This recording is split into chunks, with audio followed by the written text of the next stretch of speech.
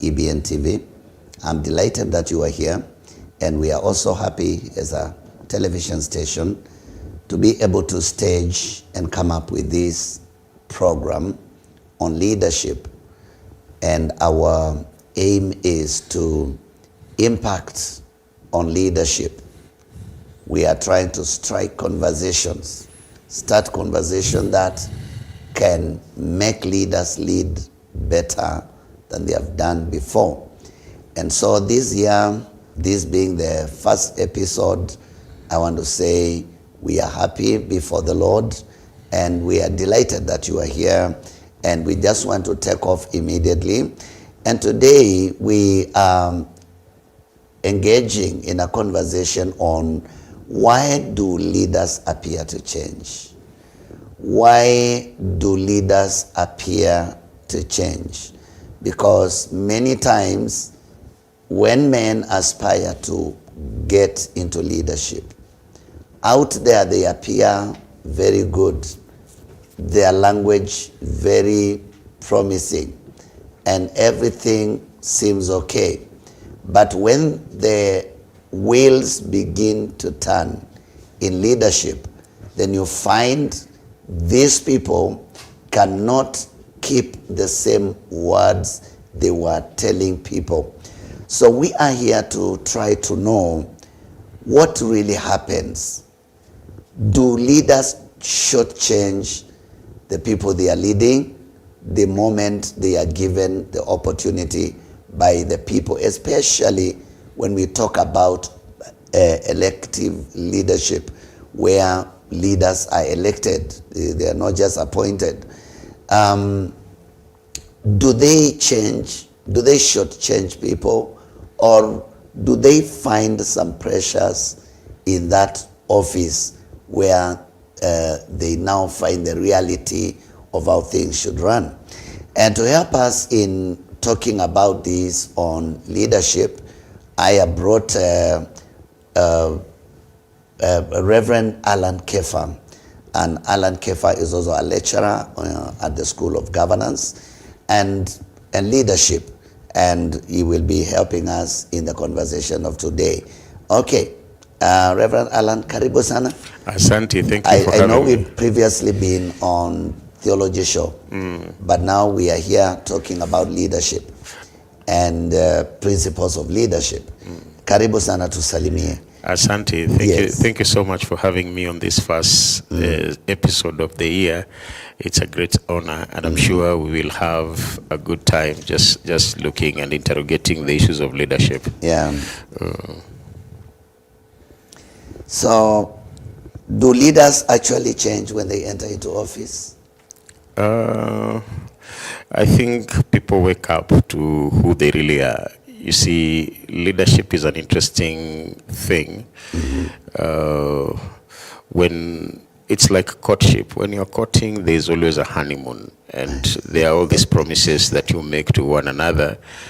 But immediately the honeymoon is over, you begin now to interact with the real issues on the ground. And then you realize sometimes the expectation on the people is normally high, or sometimes the promises are higher than they should have been kept, because the distance between reality and the promise is called disappointment. Okay. And so sometimes we promise quite a number of things, but when we get into the real issues, then disappointment checks in. But for me, we need to begin at the place of definitions, because when we define what leadership is accurately, then we begin to get into the underlying issues of failed leadership or succeeding leadership. For example, as an individual, my best definition of leadership is actually in Scripture. The book of Judges, chapter 5, verse 2. It says these words loosely. It says, when leaders lead, the people follow willingly, depending on the version that you read. Which means, from that scripture, the issue is actually not leaders. The issue is leadership, where the scripture is making an assumption that there are leaders, but the problem is they are not leading. And that's the situation we find ourselves in, especially in the political circles. Okay, I know previously in previous episodes in Leadership Challenge Show, we have tried to do a lot of definition, who a leader is, what good leadership is all about. But I think you will not be doing wrong to maybe do like 1 or 2 definitions, and then now we can maybe set the ball rolling. I may need to read something that I had written down when I was thinking through this script, this program. Yeah. I think the best definition of leadership is from the perspective of anthropology, which is the study of man. Yeah. It simply says leadership is not a title, but a culturally shaped relational process of influence. That based on our culture, we look at leadership through the lenses of our culture. Yes. For example, even when you go to, let's say, in Kenya here, the Kikuyu culture is more matriarchal than patriarchal. If you go to the western part of Kenya, the leadership is more patriarchal. So these two people will look at leadership from different perspectives, because there is how we look at leadership based on history, based on culture, based also on the promises. Number 2, my other definition of leadership would actually be leadership is a brand promise, where I come up and I say, this is what I intend to do for us and amongst ourselves. So you get into a contract with a leader, so to speak, and our contract is the votes that we cast in political leadership. However, when I don't deliver on my promise, then I have violated the contract that we had, and then that's where grumbling and all that comes from. All right. So then, of course, when we talk about leadership, we are talking about every other leader. And of course, we have an aim and we desire to see better leadership in the country, better leadership in churches, better leadership in families. There you go. Better leadership in institutions, better leadership everywhere. There you go. And really, when we talk about leadership, we must look at it from that wide range of perspective. But when we are putting men into office, especially in elective leadership, when people are out there, they always seem to know what to do. Then when they get to the office, they seem not to know what to do. Yes. You can maybe try to help us to know what is actually happening when leaders behave like this. I think leadership is easier for the person who is not in the office. Okay. It's like a football match. Yes. Yesterday I was watching a football match, in bits, and everybody seemed to know what the coach needs to do. Everybody seems to know what the player needs to do, and that's really more like leadership. When we have not taken the seat, we know what needs to be done. We know and all that. I look at when leaders are campaigning, and I listen to some of the promises that they make, and I actually wonder, do these people really know what they're talking about? And I'm saying that very, very carefully. For example, you will find people make promises that are not even within the office they are aspiring for. Somebody makes a promise that does not lie in the docket of the office they sit in. And so when they make these promises, when they actually get into the office, then they realize that it was not so. This what I promised is actually not my prerogative. I don't have the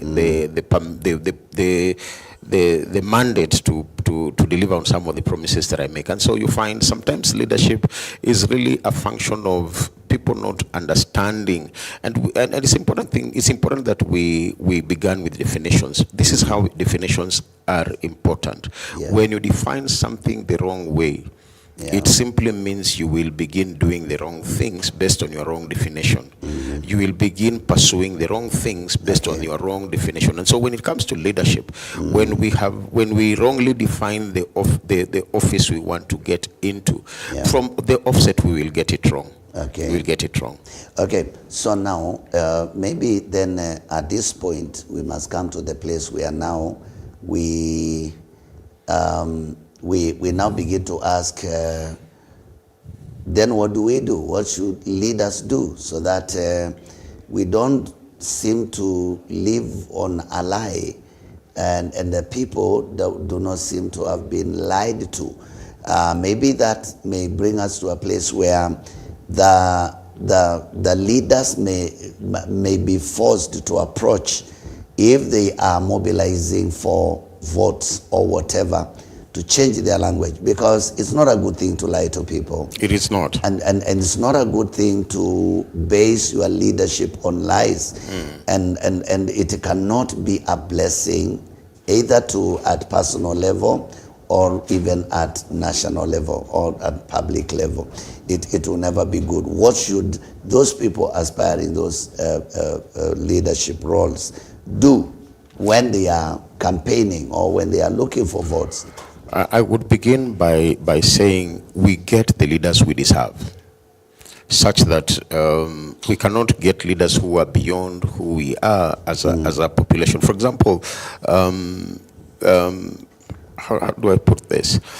There are certain functions of leadership that if we don't put a demand on our leaders, then we will get shortchanged. Yeah.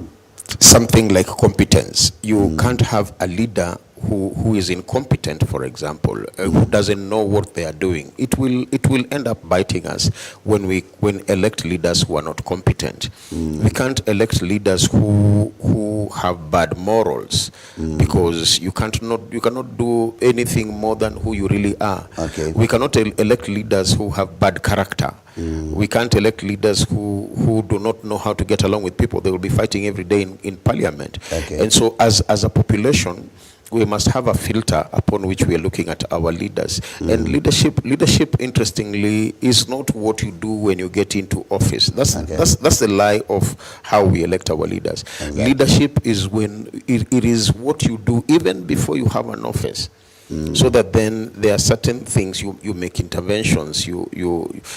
For me, a leader is somebody who goes into a space and defines the space for the people. Yes. If you can't define, for example, I would be shocked if somebody wanted to vie for Makadara seat and he doesn't know how many schools are in Makadara, for example. Yes. He doesn't know how many public offices are in Makadara. He doesn't recognize other leaders in Makadara. For example, Redeemed Church in Buruburu is doing so much for Makadara that a leader who gets into office and doesn't recognize that Redeemed Buruburu is a center of leadership. It's a center where leaders are being developed. You know, when we are raising leaders within the church, when we are raising people within the church, the social justice initiative we are taking, that's leadership. And so a leader who doesn't recognize that kind of leadership within his context, that leader will be a problem. They will make it about themselves. All right. You see, leadership is a social contract. When we elect you, we are saying we expect you to solve these problems for us. Because if a leader cannot define the environment, and then number two, on top of defining, they must know what needs to be done in that environment. We have defined our problem is roads. Then what? We don't want you to come and tell us we have bad roads. We already know we have bad roads. Tell us what you want to do about the bad roads, and we actually want to see you doing something about the bad roads. Don't tell us about I would be interested in a leader who has statistics on we know the national statistics of unemployment. Do we know the national the statistics for unemployment in Eastlands, for example, in Makadara constituency? Does the leader who is aspiring know that? Does the leader know how many pubs we have in the estate? Because if we don't know the number of pubs we have, then how are we going to address the moral issues in terms of prostitution? So it's like you are saying the leader must be realistic, must be somebody that as real, true picture of the people, so that you don't promise things. The failure of our leadership is that they live in a utopia somewhere. Okay. they see somebody's leadership plan and they cut and paste and they come to tell us that. But for me, I want somebody who knows how many car washes are in Makadara, in Jericho, and are they effective, or are they places where people are peddling drugs and things like that. And so a leader must have their foot on the ground. Yes. They must understand the realities, what is actually happening within the area where I'm seeking elective office. Okay. Because a leader who does not have that information, I don't trust them. So it's like leaders assume they will come and they can just say anything and people will take it. And we allow it. And let me tell you, free of charge, Rev, last Sunday I was preaching on how we are getting into the new year. It was our first Sunday, and there's something that I said within the service. I said, somebody who gives you money has bought you off. Because when a wealthy person comes to you and they give you money and they walk away, they have not helped you. I would want somebody a wealthy person who gives you access to themselves, access to their resources, access to their networks. That person is helping you. This thing we normally say, don't teach somebody, what do you say? We don't give somebody a fish, teach them how to fish. That's half of the story, because you can know how to fish, and then when you go to fish, you are told there is no fishing here. So we must go beyond teaching people how to fish and teach them how to build ponds where they can have their own pond, where they can fish at night if they want, or in the morning, or whatever time. And so we must go beyond cliche. We must go beyond making people feel good about leadership. All right. And now the expectation of the people, because it looks like the people that are putting leaders into office, they are just ready to be lied to. We elect. Is it desperation, or what is it? No, we elect the leaders like who we are. We elect people who look like us. We elect people who think like us, because for me, and God forbid, I may not even mention names on this program, but look at the leaders that we have. They didn't impose themselves on us. They just offered themselves for leadership, and they can't go in without votes, which means we actually voted the people who represented our way of thinking, our value system, and how we look at life issues. Because we have people whose wealth we cannot describe. The only qualification they have for leadership is wealth. And if you calculate the amount of monies they have, for example, it doesn't make sense. So we don't even know where they got that wealth from. So for me, the minute we elect somebody like that, a campaign is relatively expensive. Sometimes if you compute what our leaders use to campaign is actually more than they will get as salaries for the 5-year period. So it means there is something else that they will do to recover their investment, because nobody throws away money. We are talking about hundreds of millions, which means they know how they will recover that money. So for us as a population, we must then define who are we, so that when we are picking a leader, we pick somebody who he's called a representative. He's called a representative. A representative simply means they have our value system. They have our way of thinking. We have a shared problem, for example. So that when we bring in a leader and put them in the office, and they cannot connect. I remember growing up. I grew up in a Kamkunji constituency those days. The first time I met the member of parliament was because I was connected to one of the people who were seeking elective office, and they had come to have a conversation. So my friend asked me, why don't you sit in this meeting? That was the first time. He had come because he needed something, and if you pick an average person, the reason why they run towards a political leader when they come to the estate is because those people have made themselves scarce. So a leader who doesn't have the pulse of the area. My definition, when I give the anthropology definition of leadership, I said it is a shared value thing. It is contextual. The leaders we need in Makadara are not the same leaders we need in Karen. And so if we confuse the two, we'll have a leader who doesn't understand our issues. We must look at somebody who understands our issues. Even the Bible says, I will get from amongst you a leader. And so the leader must be part of the the people he's leading. And so are we coming to a place where we are saying now, those people we have elected might not even have changed when they went into office? It's only that now they got a bigger platform. They got a bigger platform to express who they are. Let me tell you, show their true colors. If we picked a matatu driver, and with all due respect to matatu drivers, and took them to City Hall, what will change? Okay. They will just lead the way they drive. They will be aggressive the way they are aggressive in the roads. Good example, let's look at a leadership story in the Bible. When David was invited to go to Saul's palace, he had no time to write a song. So the only thing he did was that he sang the songs he used to sing to the sheep. Difference was the audience was different, the platform was different. And so when we pick a leader and we put them on a platform, who they were when they were not visible will come out. I normally say it laughingly. Some people, and I'm sorry it may be offensive, some people are not doing certain things because they can't afford them. So I normally ask believers, can you afford your sin? If you can afford your sin and you avoid it, then I know you are a believer. But if you are fasting because you have no food, or you are avoiding marrying a second wife because you can't afford it, or you are avoiding going to the pub because you can't afford it, you have not yet transformed. And it's the same way with leadership. They are not stealing because they don't have access, but when they get the access, suddenly they realize they needed to build a house somewhere. Suddenly they realize they needed to employ their 55 relatives or something like that. And so when we put leaders in office, it is just a bigger platform. So who they are is more visible, but the person didn't change. It's just that in leadership, everything is amplified. The good is normally amplified and the bad is normally amplified.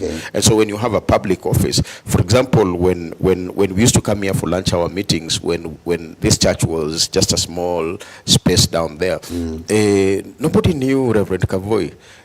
Did you go for surgery? Did you go for anything? It is the same person you are now that you were then. It's just that your platform is bigger. It is the same thing in leadership. If you are generous, we will know you are generous not by how much you give, but by when you get more money. How we will know if you are generous or if you are mean. So maybe we need to come to the area of asking ourselves, have we given up? Have we completely given up on ever having good leaders? Because it looks like many leaders don't care. Many people, the citizens, they don't care. And there is a kind of resignation, an attitude of we are resigned to our fate. Do you feel like there are still people out there in the citizenry who believe they can put into leadership good leaders? I believe strongly. Or we have lost it? I believe strongly we have not lost it. Let me put it differently. People believe narratives more than they believe the truth. And narratives shape perceptions. And so there are narratives out there that, for example, politics is a dirty game. That's a narrative.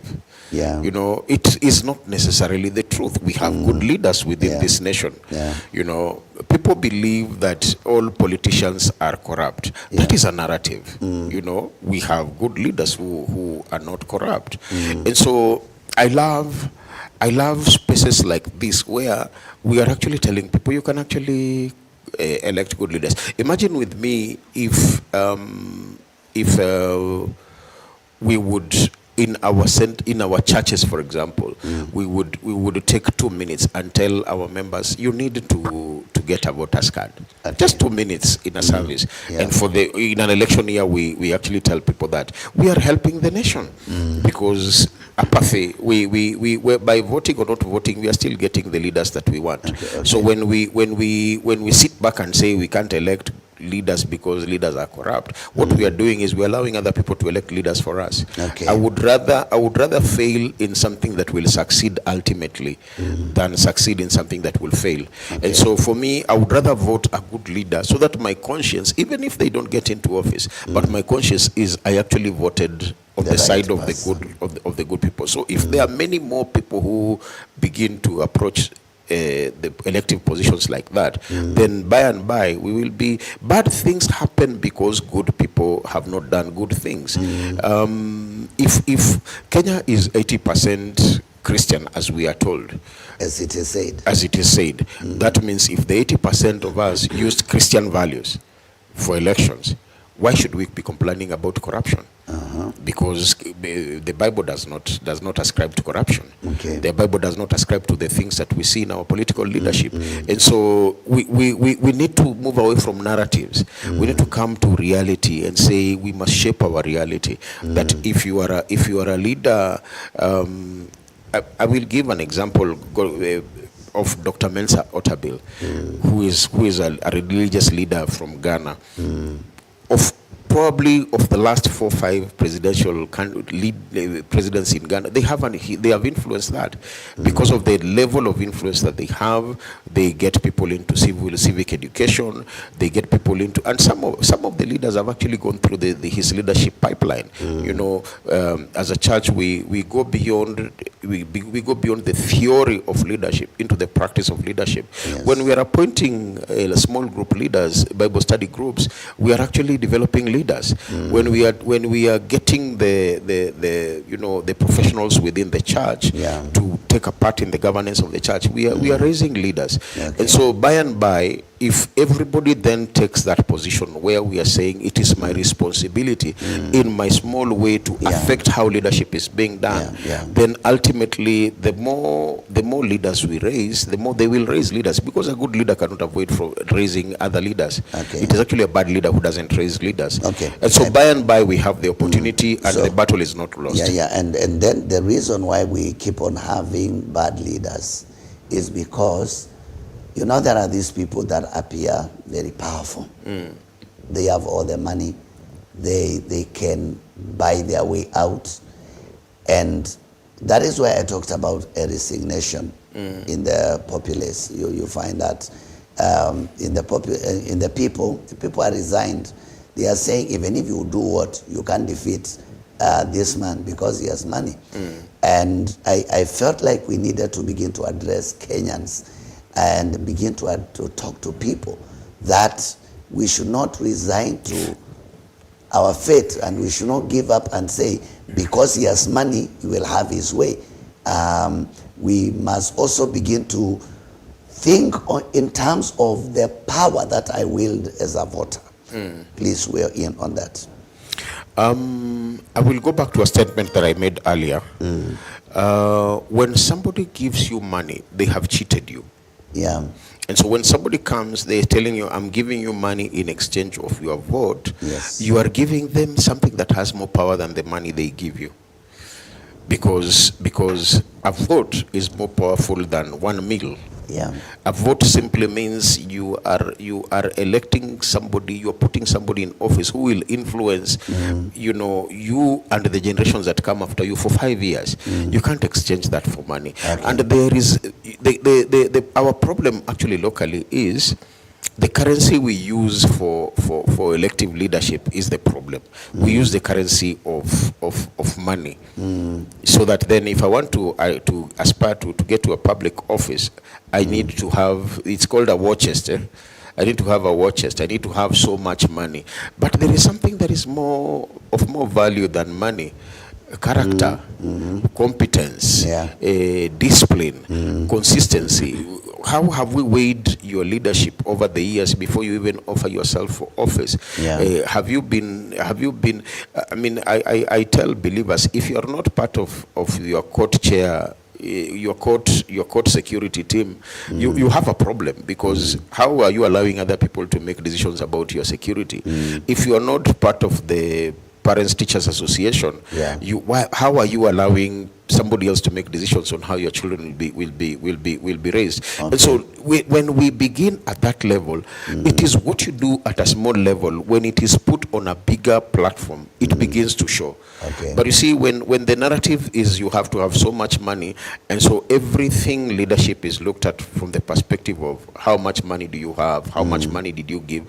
When that person is going to the office, they're not going to use their money. So the money is neither here nor there. Yeah. They are going to use your own taxes. Yeah. And so I don't see why money should be the main factor. The main factor, we should actually come up with a Christian marking scheme for leadership and say on an elective year we should say every church teaches on the qualifications of a leader. We will have helped our nation more by just allowing people to. I don't think voting with your conscience is a good way to give leadership to our people.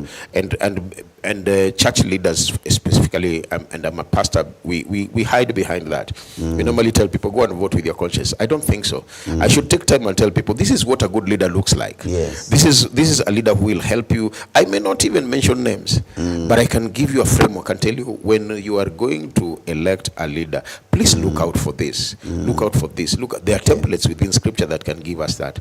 But telling people to vote out of their conscience, we are telling them to vote based on the perception they have of leaders, and perception speaks louder than reality. Yet perception is shaped by culture, is shaped by history, is shaped by narratives, and so we end up electing leaders that we before we see the actual person, we have all these frames that have given us a picture of the person who is not the real person. And so we can help our people by doing that. We shouldn't resign. We shouldn't say it's about money. It is not. Money is an outcome. So let's talk more to the voter, the person that puts leaders to office. Because all Kenyans, when it comes to 2027, we will have an opportunity to choose the leaders we want. And then we have, of course, these men that have lots of money. Do you think really there is anybody in this world who gives their money to people? Because you may find that, and I'm talking this for the targeting the voter, so that the voter may open their eyes. All we have to do, we must get the voter to open their eyes and know that these guys coming to give us money, they are not giving us their money. It is our most likely it is our very own money. Because maybe some of the people coming to look for an MP's vote, previously they were a chairman of a board somewhere. There you go. They were an under secretary in an office, government ministry somewhere, and so when they were there, they amassed a lot of money, most likely through corrupt ways, so that because they know they are running for election, so when they come, we think they are good because they are giving money, but it is not their money, and we need to address the voter. In just one sentence, there is no free lunch in Nairobi. There's no free lunch. There is no free lunch. What would make? Why are they not giving them the money today? It's only that money because is the same people will come in 2007 giving us money. So they are still there today. They are still there today. Before the election, so 2 years before the election. If they are not giving money today, when they come in 2007 give you money, honestly, you need just to ask yourself, what does this person want? Why this time? Why now? Why? Because the same problems they're addressing, those problems are there. And like I said, the best form of leadership, it is a person who walks into a space without opposition and begins to give solutions. That is one way of measuring a leader. You know, when in your court you don't have a chairman, you come together and you put a chairman. When you don't have a gate, let's talk about the gate. Let's talk about these people who walk. You know, let's get solutions that are very very relevant to us. A person who is doing that today, when they stand for leadership, I will listen to them. But the person who is quiet, they are actually living in another country, and they come with money and they dish out money. Maybe that person is their money.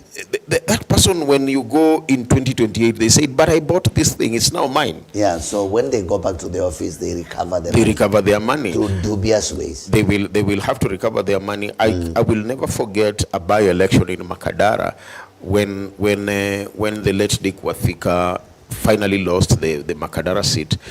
If you look at the amounts of money that was spent in that by-election, because I was following, it was the only election that was happening at that time. If you look at the amounts of money that was spent, it could clearly tell you it's not about the seat. There is more to that office than. Can we put it straight to the people that if a man that is looking for a member of parliament seat is giving you money, they will steal from you to recover the same money? They will. They will steal. Can we be forthright with that? And generosity is a function of leadership. Let us not. Somebody should not imagine that we are saying let's now allow somebody who is totally broke to go to the office. For you to qualify, for example, to run for presidency in the US, they expect you to have a certain amount of money, so that then when you go to office, you're not going to fill your pockets. So the issue of generosity is there. But this person who is giving you money, number one, money you have not asked for, money that cannot be traced, for example. Some people get into the campaign season for money laundering. Did you know that? Because for the whole of that year, money is running around that cannot be accounted for, and they get illegal money into the systems. So this money that cannot be receipted, this money that cannot be accounted for, this money that you did not ask for, you need to be suspicious. So we will never have straight, honest, faithful, accountable leaders who cannot steal from us, as long as they give us something. As long there can be no thief if there is no victim. So if we are receiving the money, they will bring the money. What if we did not receive that money? What if we did not receive that money? And you see now, the issues that need to be dealt with are issues. Why is it that people want money? It is because of the statistics I was talking about earlier. What is the government? So the government, I'm sorry to say, the people in government want to keep you broke so that they can ensure their election in the next electoral cycle. So and God help us, because those people will not solve all our problems. Our problems, we will solve them by ourselves. If we get together as a court and say, let's take care of our security, let's take care of how water is flowing and all that. Because as we do that, then when this person comes with a promise, we tell them, but we already have water. We already have security. We already, we do know we can petition an MCA to make a road for us. If we just go together and say, the 1,000 of us, we are putting signatures. We are saying this road is bad and we want that road to be done. So that then when we take the governance issues, I like what President Uhuru said, our security is our responsibility. I agree with him up to a certain degree, because we don't have enough policemen to take care of all of us. But we can come together and say, let's remove the opportunities. Let's light our courts. Let's do this. Let's do that. When we do that, then what happens is when now the leaders we elect are in office, they are implementing an agenda that is coming from us and not from them. Okay, a very interesting conversation here, live on EBN TV. And we have established that as long as somebody who is looking for an elective post is giving you, buying you lunch, and we have said there is no free lunch. As long as they are giving you something, they have already bought you and they have sealed your mouth so that you can't speak. Kenya, there is a word that we are using these days, table manners. As long as you have been given something to eat, then shut your mouth and eat it quietly. And that is exactly what the people who are coming to buy us, they have in mind, that I put something in your mouth, you keep quiet. That's what it says in the Bible. When you go to feast with the king, be careful, because when it's simple. When Kitambo, there used to be these things called jukebox. You remember jukebox? Jukebox, yes. Where you put a coin. I'm sure the cameraman has never seen a jukebox. Yeah, he doesn't know.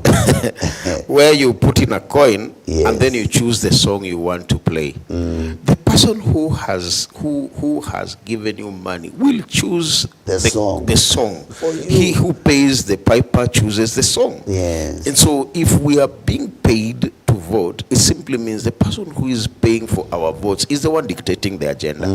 But if they are not, they are not buying our votes, it simply means collectively as a people, we are the ones choosing the agenda. And if the agenda comes from the population, then the people will move forward. But as long as the agenda is coming from this person who bought, they had an agenda, that's why they paid for it. That public seat is so valuable that somebody can spend 100 million to sit on that seat. Then as the people who are receiving the money, we should ask ourselves, why would somebody pay for 100 million for a seat or more?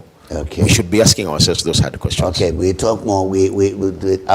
Today we are on the voters, the people that elect leaders, and we mentioned something about we vote with proper thinking, knowing that what we are doing has far-reaching effects even upon the next generation.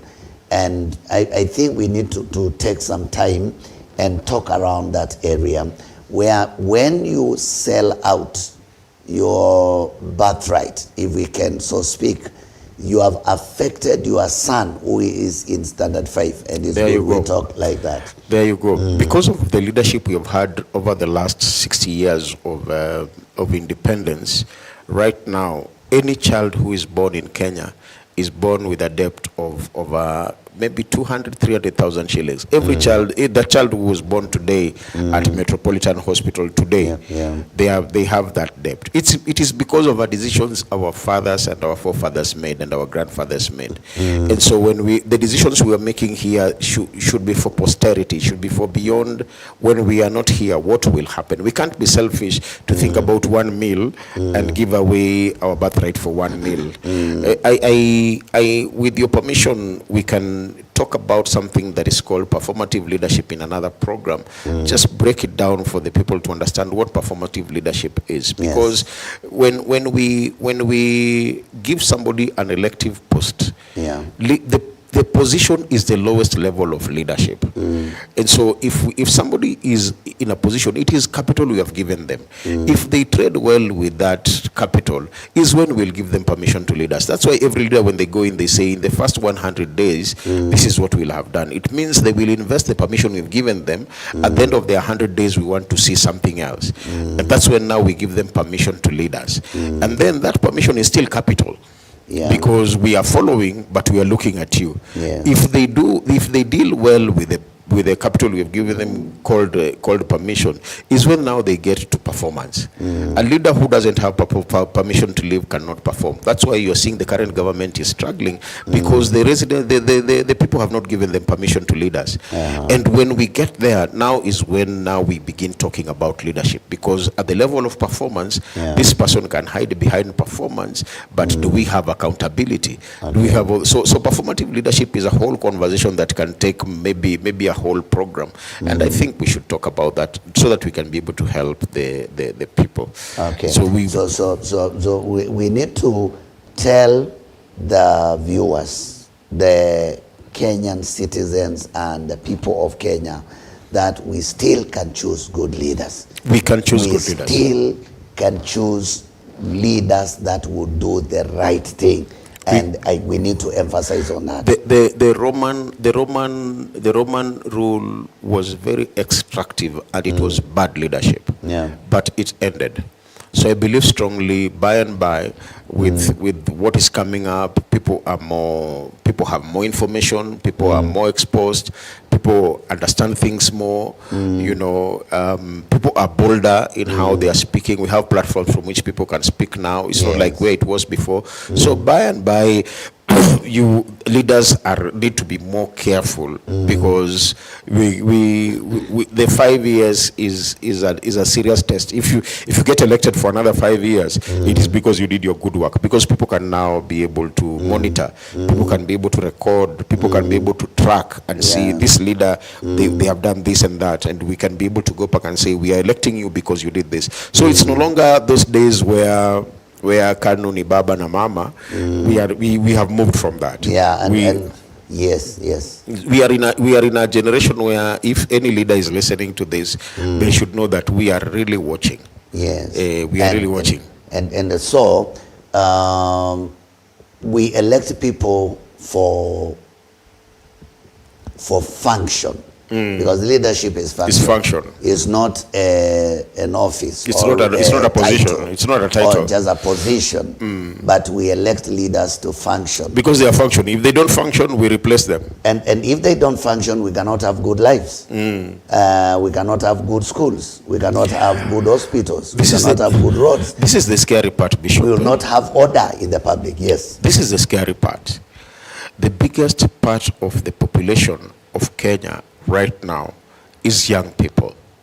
These young people have access to information more than the older generation. Yes. And so it is only a matter of time before they begin saying, these old guys, they are not helping us. Let's get somebody from among us. So the subculture of the Gen Zs of this world, that subculture is something that every leader needs to pay attention to. And if you can't influence that generation, I can tell you for free, within the next 5-10 years, forget leadership. Why should you choose a leader if he is not functioning in the position that you have elected him? Why should you elect a leader? And that is something we need to ask the voters. I was looking at the burial of this gentleman who had an accident, and one constituency has had the same member of parliament for 34 years.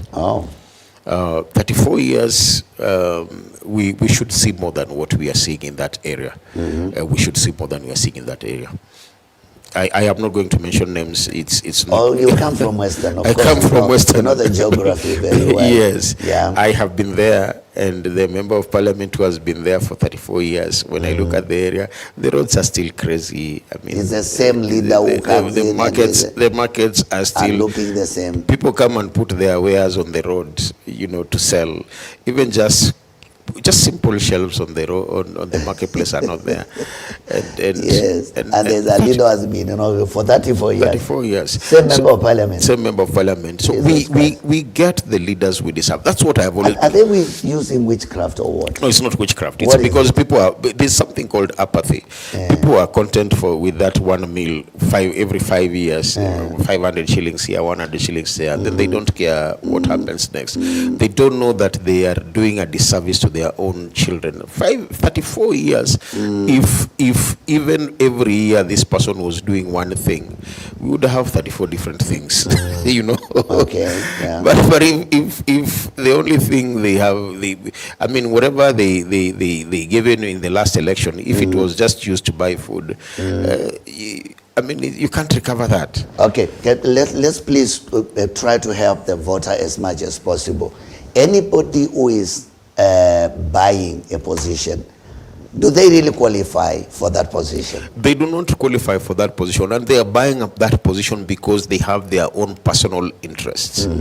They have their own personal interests. So anybody that is buying a position is not buying it for you, is buying it for himself. He's buying it for himself. That's why he's investing in that amount of money. Okay. Because I totally disagree the amounts of money that are spent in the campaign period. Yes. There is something wrong with that picture. Yes. There is something wrong. That amount of money, you don't want to tell me it will be recovered in the 5 years. Can we assure the leaders that as long as that leader has bought you, he can never be the good leader you are looking for? What will be your basis for approaching them after they have given you money to vote for them? Okay. Because you gave them their vote. I know for a fact that people actually sell the actual voters cards. They literally sell them. They give away their voters card. They had given 500, 100 shillings. Yes. It has happened before. And so this person who votes, it's like us sitting here today and complaining about the government of the day. And the government of the day, they got 6 million votes or thereabouts, maybe 7 or 8, we don't know. Yeah. We voted them in. whatever side of the political divide you may be in, but 6 million Kenyans woke up in the morning, or 8 million, they went and cast their votes. So we should not be complaining. We elected the government that is there today. And at the end of the election, we normally say collective leadership responsibility. We say this is our government, we elected, and we move forward. And so let's be careful when we are voting. There's a common saying that if you cheat me once, it's up to me. It's up to you. If you cheat me twice, it's up to me. What do you say to Kenyans about this? Let me rephrase that statement that you have said. Yes. If a donkey kicks you once, we blame the donkey. If it kicks you twice, we ask questions. But if a donkey kicks you 3 times, same donkey, we will question you, not the donkey. So it's the same thing with the politics. 60 years down the road, we were further ahead from South Africa, from Singapore, from all these people we are being told about. What is going to be done differently if our voting patterns don't change? So we will still be kicked by the donkey if we don't change our position, if we don't go too close to that donkey. Maybe if we don't sell the donkey to the market and buy another one. Finally, even as we begin now to wind up on this conversation today, there's a lot of talk on Singapore here in Kenya. With that, we're going to Singapore, we're going to be Singapore. And I don't know whether you have heard about that talk. I have heard about Singapore. Yes, of course, every Kenyan has heard that talk. It's a good thing that, first of all, somebody has a vision. Because we say a vision is a picture of the preferred future where you want to go. But it takes something to get to that picture. For us to get to Singapore, it has nothing to do with the person sitting on the seat. It has everything to do with us as citizens, our culture, our values, our desire to get to Singapore. Because a vision is only accomplished when there is buy-in and when it is coming from us. As long as we have a bad culture, let me give you an example, and this is a really bad example. We train teachers for a certain number of years, then they go through the system. When they are 60 years old, we send them home with all that knowledge. So we will never get to Singapore as long as we are retiring people and sending them home to go and palilia onions.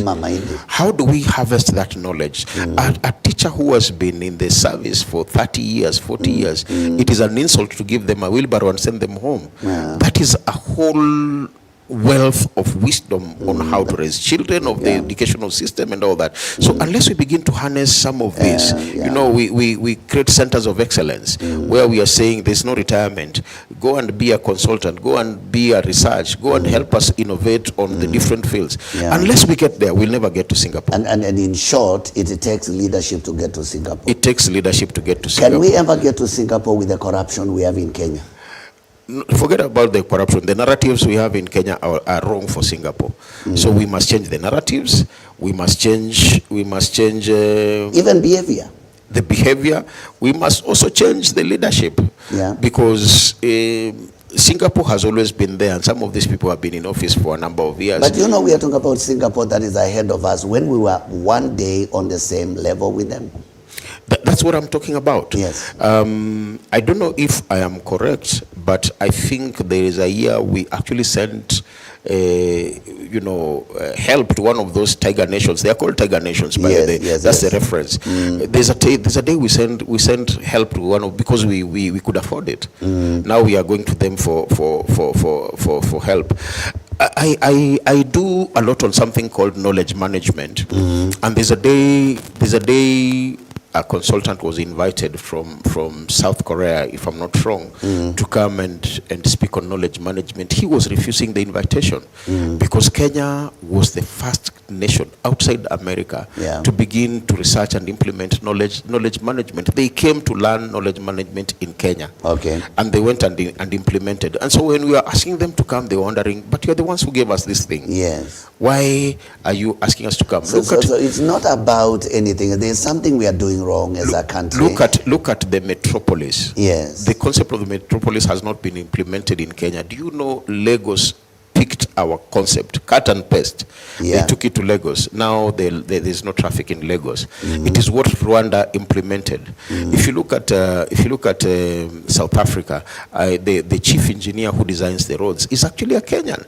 Thika Highway was not designed by Chinese. It was designed by Kenyans. It is the Chinese who came to build what was designed by Kenyans. So we have what it takes to get to. We have what it takes to get to Singapore, but with the kind of leadership and the narratives we are floating around, it will take time. And so we challenge the people in office. God has given you an opportunity to lead, maybe right from the highest office in this land. God has given you that opportunity to lead. Come to the governors, come to the cabinet secretaries, and as long as we are losing money, because we cannot say we want to go to a place which we do not know the way. And we cannot fancy around with the names of places, and we don't bother to know the way to get there. And I feel Kenyans have a whole study, research to do, to know the things they do wrong that has made a country like that one. We are making reference to them when we are in the same level. When they have applied some things that they learned from us, we must now go back and look at ourselves and say, what are we not doing right? And some of the things are obvious. Within the Constitution, there's a provision for monitoring and evaluation. And in leadership, there's a concept that says what does not get supervised does not get done. And so as long as we are not making demands on our leaders, you know, even in the workplace, there's something called a balance scorecard. You know, can we score our leaders against the promises they made? We don't even need to reinvent the wheel. Just capture what they say during the campaign and then tell them, now we are in 2026. In 2022, this and this and this is what you promised us. How far are we? We will be able to by and by we'll be able to filter out the bad leaders. It's just that we don't supervise, we don't check. They give the same promises have been recycled for the last 50 years. Of eradication of poverty, eradication of health, strengthening the health system, and then I don't know what else, education and all that. Same. We are still tinkering with our education system. When will we ever get an education system that brings out entrepreneurs and not workers? Because the other monkey in the room is that we raise people to go and work instead of being entrepreneurs, because when you raise entrepreneurs, we raise more jobs. So there's a thinking that really needs to shift in our nation that will make this nation get to where it needs to get to. Wonderful. We have to come to the end of our conversation today at that point. This was the Leadership Challenge Show. We call it a challenge because we are truly challenged in many ways by the kind of leadership that we have. And to the people that are aspiring to lead this country, and the people that are actively right now in the office, it is time to stop playing games and get serious. People live only once, and we need, the moment we have an opportunity, do the right thing, and the country will move forward. And without any further ado, it's from all of us here is bye-bye, and see you again next Friday for another talk and conversation on leadership in this country and in every place. Bye-bye, and God bless you.